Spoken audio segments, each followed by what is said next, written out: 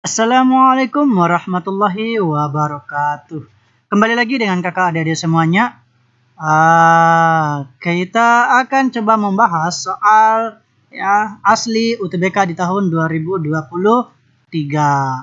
atau soal asli di tahun 2022 sebenarnya ini ya, bukan 2023 ya. Kita hanya bahas soal-soal latihan di tahun sebelumnya ya. Nah, untuk soal ini kakak fokuskan di soal TPS kuantitatif ya. Nah, sekarang nomor 11. Untuk nomor sebelumnya bisa teman-teman adik-adik cek di deskripsi video saya. Oke, jangan lupa standby terus di channel saya dengan cara bunyikan lonceng dan subscribe terlebih dahulu. Oke, langsung saja kita bahas dengan soal sekarang nomor 11. Oke, 11 ya. 1. Semua siswa kelas 5 mahir bermain kelereng. 2. Tidak ada siswa kelas 5 yang mahir bermain kelereng dan layang-layang sekaligus. Oke, artinya nanti tidak mungkin semua siswa kelas 6 itu ya. Oke, langsung sekaligus kedua-duanya. 3. Anggi mahir bermain ke layang-layang. Mana pernyataan yang sesuai dengan 3 premis di atas? A. Sebagai siswa kelas 5, Anggi pun mahir bermain kelereng. B. Anggi dan siswa kelas 5 mahir bermain layang-layang. C. Siswa kelas 5 dan Anggi tidak mahir bermain kelereng. D. Sebagian siswa kelas 5 termasuk Anggi mahir bermain layang-layang. E. Anggi bukan siswa kelas 5. Oke, bagaimana cara menjawab soal seperti ini? Silahkan standby terus di channel saya ya, adik-adik. Oke, langsung saja kita coba bahas nomor 1 bagian A. Untuk bagian A ini, sebagai siswa kelas 5, Anggi pun mahir bermain kelereng. Ini dia tidak sesuai ya, salah, alasannya salah. Kenapa? Karena kan begini, sebagai siswa kelas 5, Anggi pun mahir bermain kelereng. Katanya tidak ada siswa kelas 5 itu yang langsung bisa mahir bermain kelereng dan layang-layang. Sedangkan pernyataan ini kan Anggi pun mahir, jadi kan nggak mungkin ya. Nah, yang B, Anggi dan siswa kelas 5 mahir bermain layang-layang. Nah, ini juga kan bertentangan dengan pernyataan yang kedua. Kenapa? Coba kita cek dulu. Anggi dan siswa kelas 5 mahir bermain layang-layang. Artinya kan dia tidak mungkin dia mahir ya, tidak ada, artinya mahir semua ya. Oke, tidak ada siswa yang langsung bisa main kelereng dan layang-layang. Artinya ini bertentangan yang B.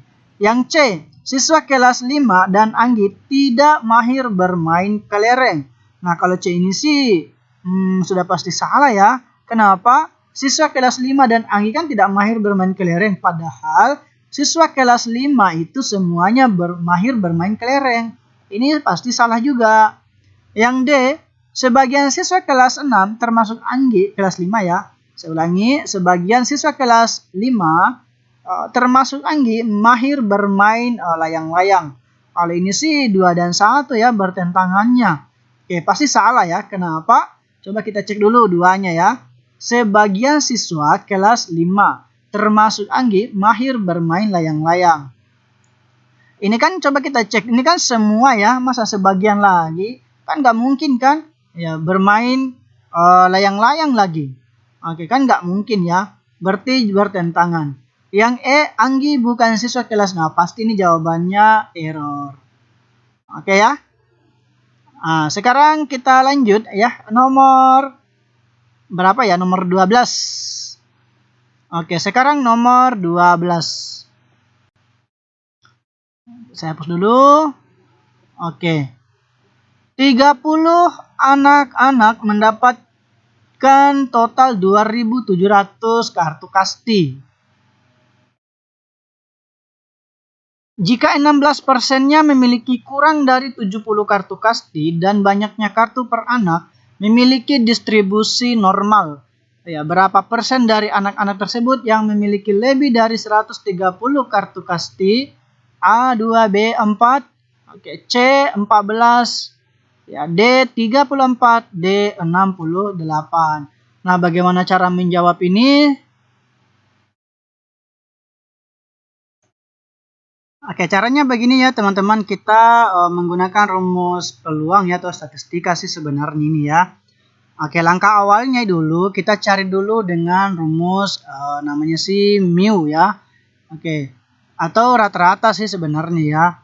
Nah, sekarang mu ini ya, yaitu jumlah data ini hampir sama dengan rata-rata ya, jumlah data dibagi dengan banyak data. Oke, banyak data. Nah, kita cari dulu ini nih, mu-nya ini. Oke. Nah, rumus apa jumlah datanya ada berapa? Ya, jumlahnya 2700 itu dibagi dengan jumlah anaknya 30. Nah, maka ini diperoleh 90. Oke, paham ya adik-adik? Nah, sekarang kalau misalkan nih ya, misal ini ya, yang X-nya, misal X itu adalah banyaknya kartu per anak. X itu adalah misal banyak kartu per anak. Ya, banyak kartu per anak. Nah, sekarang kita buat dalam bentuk Z itu sama dengan ya X dikurangi dengan mu ya dibagi dengan sigma. Ini rumusnya untuk mu ini ya teman-teman.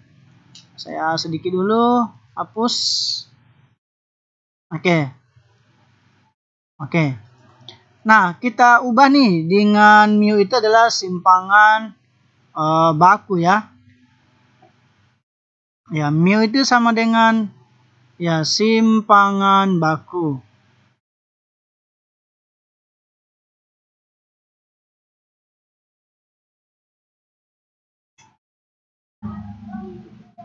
Ya, saya ulangi ya, dengan mu itu ya teman-teman, dia simpangan baku ya. Simpangan ya baku. Oke. Nah, sekarang kita coba buat nih dengan nilainya itu peluangnya itu ya, dimana X-nya itu yang kurang dari 70. Oke ya. Dan ini kan nilainya dia ini kan adalah 16%.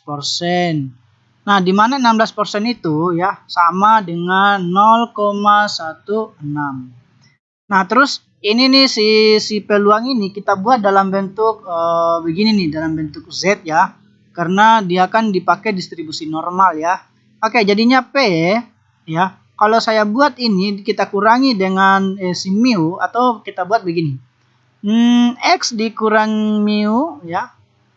Dibagi dengan sigma itu kurang dari ya 70 dikurang mu-nya kita ganti itu 90 ya dibagi dengan simpangan dibagi dengan sigma. Oke, nilainya ini tetap ya 0,16.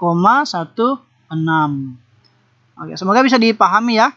Nah, sekarang di sini kita ubah ke bentuk Z ya, di mana ini kan si Z ya itu kan kurang dari ini kan diperoleh itu minus 20 ya dibagi dengan mu. Nah, ini tetap 0,16. Nah, kemudian nilai si 0,16 ini ya supaya kita samakan dengan si peluang ini. Nah, berdasarkan tabel distribusi normal sih ya.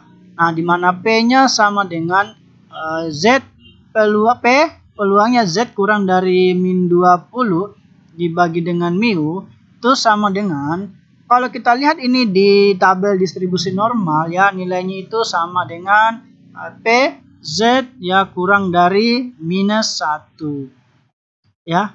Nah, kemudian kita samakan nih, ambil ya. Oke, yang diambil apa? Yang dicari adalah mu-nya dulu ya. Berarti minus 20 dibagi dengan mu dibagi dengan sigma itu sama dengan min 1. Ya, bisa dilihat ini ya. Nah, kalau dari sini langsung saja kelihatan bahwa mu-nya itu ya harus 20. Oke. Sampai di sini paham ya? Nah, saya lanjut nih. Tapi saya hapus dulu sebagian supaya nanti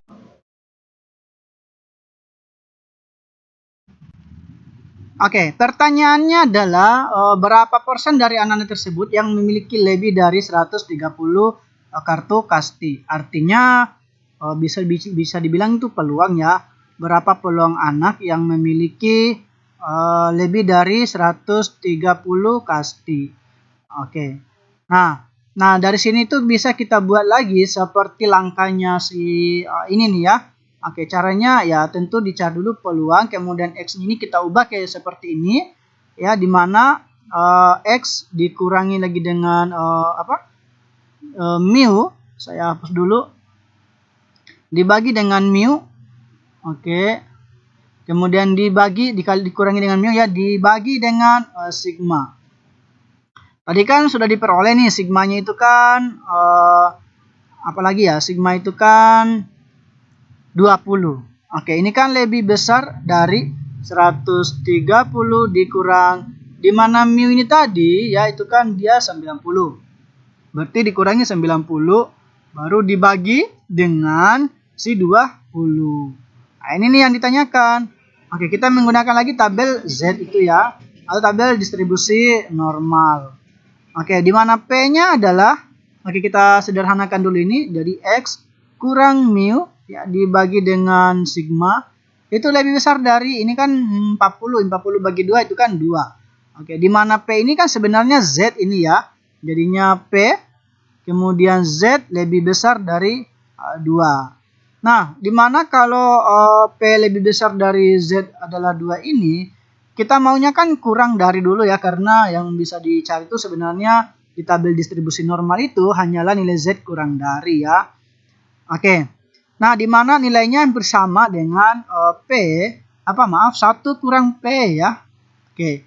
Nilainya adalah 1 dikurang peluang dari Z yang kurang dari 2 itu ya. Oke, yang kurang dari 2. Oke, saya hapus saja lagi di sini. Nanti boleh di skip aja ya teman-teman, adik-adik. Oke, saya hapus saja di sini. Nah, sekarang kita cari nih ya, hasilnya adalah 1 ya dikurangi dengan, kalau kita menggunakan tabel distribusi normal ya, Z yang kurang dari 2 ini ya, itu sama dengan 0,9775.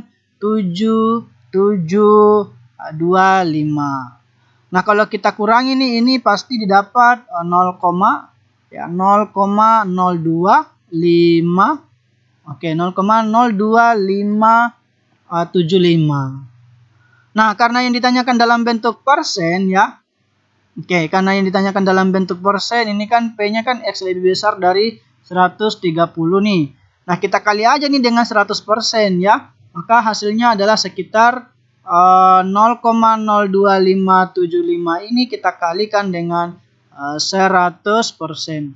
Ya, maka diperoleh 2,575%. Nah, kalau ambil pendekatan ini kan sebenarnya bisa dibulatkan menjadi 3 ya, 3%, cuman tidak ada di pilihan. Ya, jadi ini jawaban untuk nomor 12 ya, teman-teman. Oke, kita lanjut ya. Sekarang nomor 13.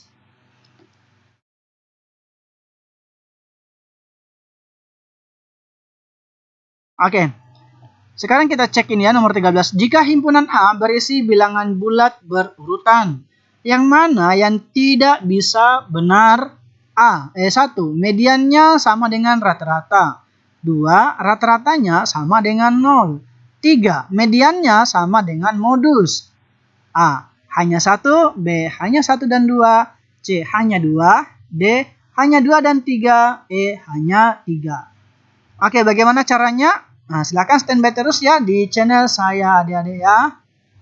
Oke. Nah, begini caranya. Kalau mediannya sama dengan rata-rata, ini saya baca dulu sedikit ya. Jika himpunan A berisi bilangan bulat berurutan. Oke, kalau misalnya anggap bilangan berurutan itu, saya anggap ya, misalnya 2A. Tentunya ditambah 2 kan? Oke, berarti kan 2A ditambah 2. Tambah 2 ditambah lagi, koma. Oke, koma ini kan contoh ya, data-datanya itu ya, A-nya kita nggak tahu lah. Kemudian 2A ya, ditambah dengan 4. Oke, kalau misalnya mediannya dengan rata-rata sama, ini sebenarnya bisa masuk ya adik-adik. Oke, mediannya sama dengan rata-rata ya. Contoh kalau misalnya kakak ambil mediannya itu anggaplah 4. Kalau mediannya 4, berarti pasti di bawahnya kan 2, di atasnya kan 6. Rata-ratanya ini kan berapa kalau dilihat coba. Ini kan totalnya ada 12. 12 bagi 3 kan 4. Nah, ini kan akan sama dengan si rata-rata itu dengan mediannya. Artinya 1 benar. 2, rata-ratanya sama dengan 0. Ini kan nggak mungkin ya. Masa bilangan berurutan rata-ratanya 0? Kan nggak mungkin. 3, mediannya sama dengan modus. Oke, ini juga tidak mungkin ya. Kenapa? Atau boleh nggak kira-kira? Coba. Kalau misalnya kita ambil mediannya anggaplah, nilai tengah kan anggaplah 8. Harus modusnya ya. Modusnya sama dengan median. Kalau misalnya di sini 8 kan dia bukan bilangan bulat berurutan dong. Ya, artinya yang bisa penuh ini salah ya. Yang bisa penuh hanya 1 saja. Oke, jadi mungkin seperti itu dulu pembahasan video kita kali ini. Jangan lupa standby terus di channel saya ya adik-adik. Oke. Jangan lupa subscribe juga. Oke, kakak akhiri pertemuan kita. Kita lanjutkan di video pembahasan selanjutnya. Assalamualaikum warahmatullahi wabarakatuh.